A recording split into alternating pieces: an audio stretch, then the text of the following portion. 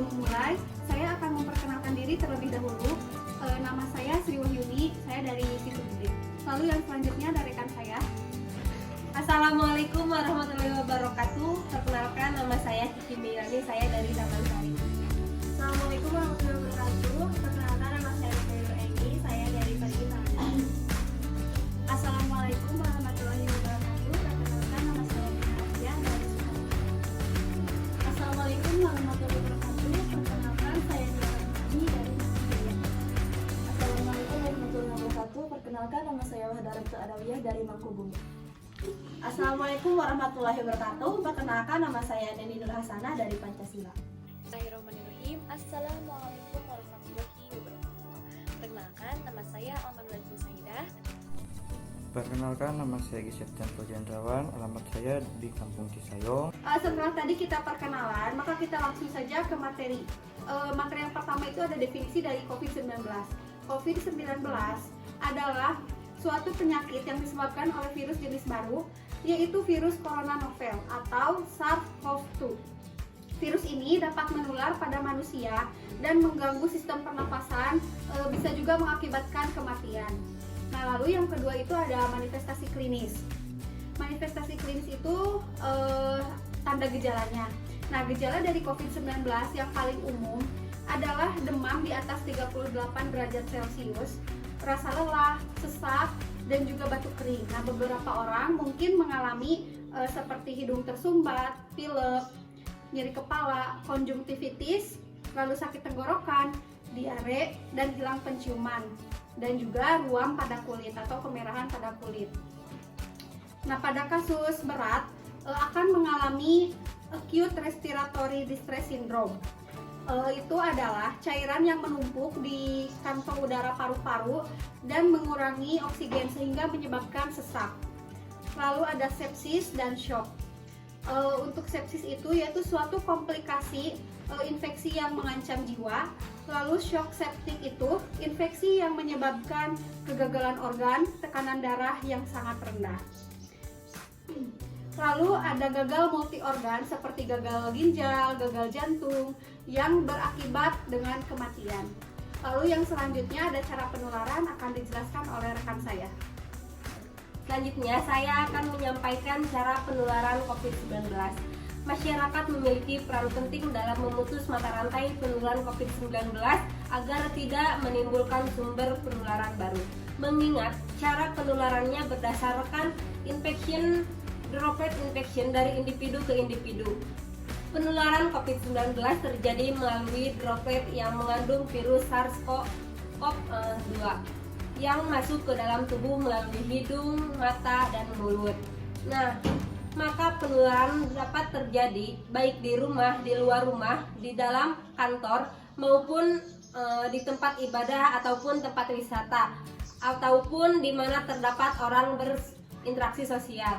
Selain itu, COVID-19 juga dapat menular melalui kontak fisik seperti berjabat tangan.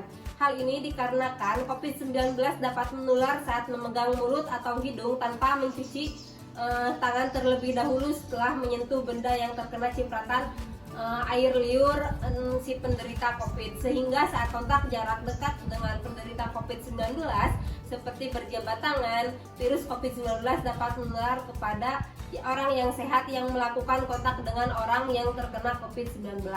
Nah, selanjutnya yaitu ada pencegahan penularan COVID-19 yang akan disampaikan oleh rekan saya.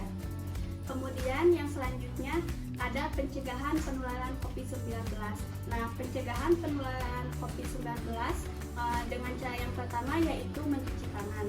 Nah, rekomendasi WHO dalam menghadapi wabah COVID-19 yaitu dengan mencuci tangan secara rutin. Hal ini disebabkan karena COVID-19 dapat menular setelah memegang mulut, hidung, dan mata tanpa mencuci tangan terlebih dahulu setelah berinteraksi atau menyentuh benda yang terkena cipratan penderita COVID-19 dan setelah berinteraksi kontak jarak dengan penderita COVID-19 yaitu dengan berjabat tangan. Nah, membersihkan tangan secara teratur dengan cuci tangan pakai sabun dan air mengalir selama 40-60 detik. antiseptik ataupun bisa menggunakan cairan antiseptik berbasis alkohol atau hand sanitizer selama minimal 20-30 detik. Nah, hindari menyentuh mata, mulut, dan hidung sebelum mencuci tangan terlebih dahulu. Adapun waktu-waktu yang diperlukan untuk mencuci tangan ada 5. Yang pertama, cuci tangan setelah tiba di tempat kerja. Yang kedua, cuci tangan sebelum dan sesudah berinteraksi dengan penderita COVID-19. Yang ketiga, cuci tangan setelah memakai toilet umum. Yang keempat, mencuci tangan sebelum menyentuh mata dan hidung. Dan yang kelima, mencuci tangan sebelum dan sesudah makan. Nah, saya di sini akan mencontohkan mencuci tangan dengan hand sanitizer. Yang pertama, kita tuangkan hand sanitizer-nya. Kemudian dan gosok belakang tangan. Kemudian sela-sela jari, buku-buku jari. Kemudian jempol.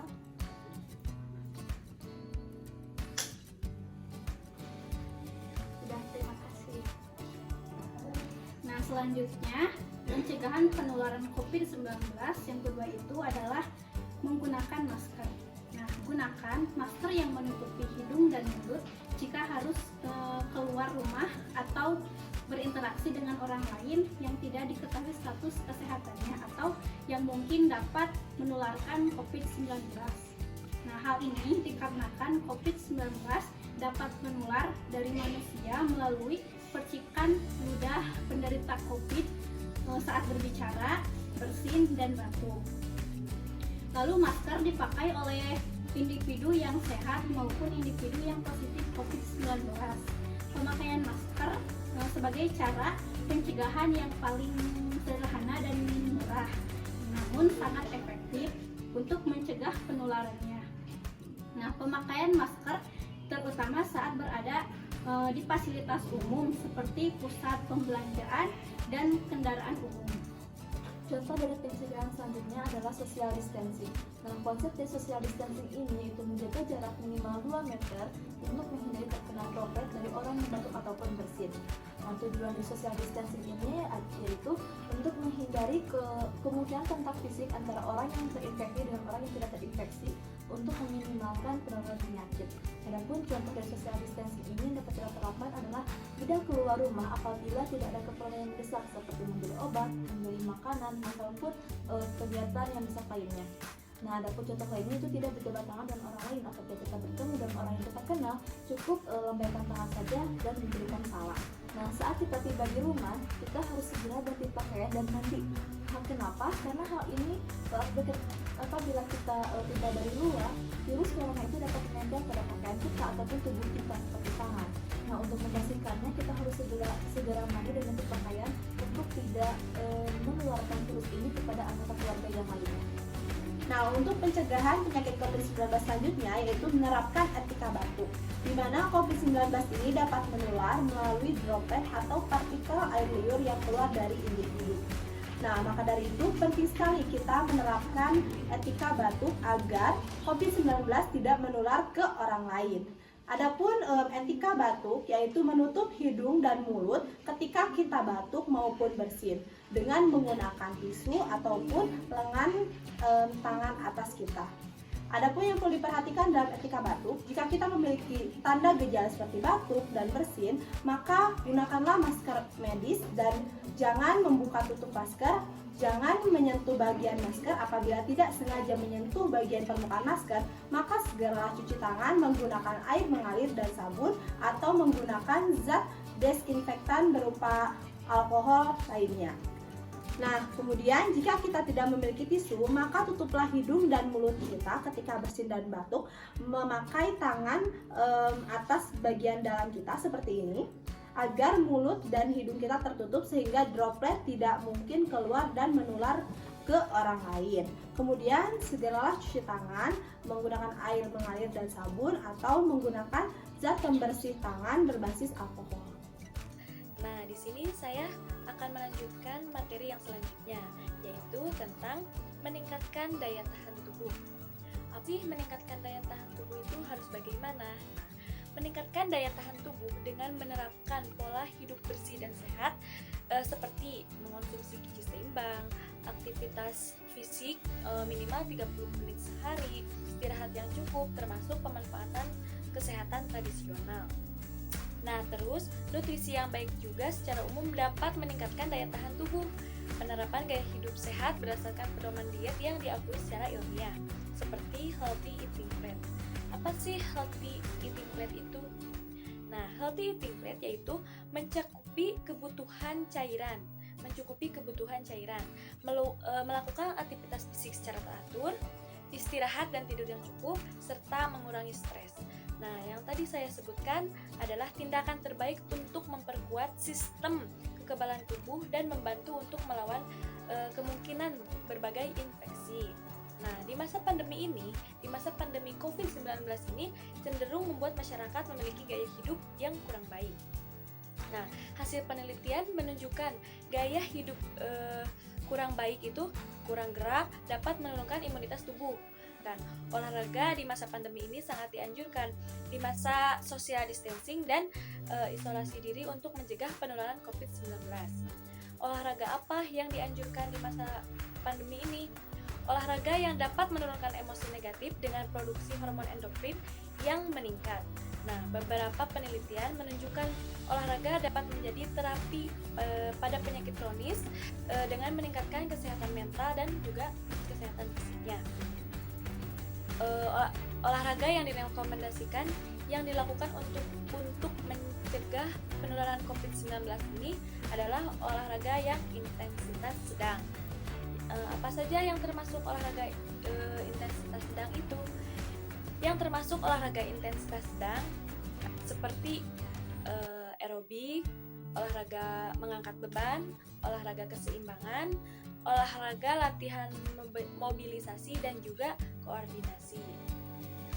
Nah, olahraga yang dilakukan minimal 5 kali dalam seminggu dengan durasi waktu 150 sampai 300 menit per minggu. Isolasi diri. Konsep isolasi diri adalah memisahkan diri sehingga tidak memiliki relasi dengan individu lain. Virus corona dapat menular dari manusia ke manusia.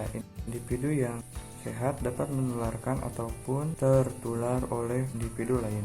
COVID-19 dapat ditularkan dari individu positif COVID-19 tanpa gejala atau dikenal dengan orang tanpa gejala atau disingkat OTG. OTG pada umumnya memiliki riwayat kontak erat dengan pasien COVID-19. Seseorang yang memiliki riwayat kontak erat harus melakukan isolasi mandiri, dan yang termasuk dalam kontak erat di sini adalah yang pertama, petugas kesehatan yang memeriksa, merawat, dan membersihkan ruangan merawat pasien COVID-19.